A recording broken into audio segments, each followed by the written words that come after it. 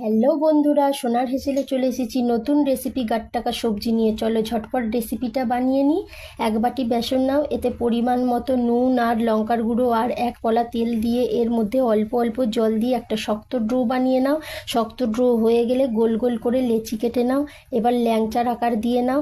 এদিকে ফুটন্ত জলের মধ্যে ল্যাংচাগুলো ছেড়ে দাও। 10 মিনিট ফুটিয়ে নামিয়ে নাও। ঠান্ডা করে পিস পিস আকারে কেটে নাও। মশলার মধ্যে টক দই, জিরে গুঁড়ো, লঙ্কার গুঁড়ো, হলুদ গুঁড়ো আর পরিমাণ মতো নুন সব একসঙ্গে ফাটিয়ে নাও। গাট্টা মশলা রেডি। কড়াইতে সরিষার তেল দিয়ে গাট্টাগুলো হালকা ভেজে নাও। ভাজা তেলের মধ্যে একটু মেথি ও হিং দিয়ে নেড়ে মশলাটা দিয়ে দাও।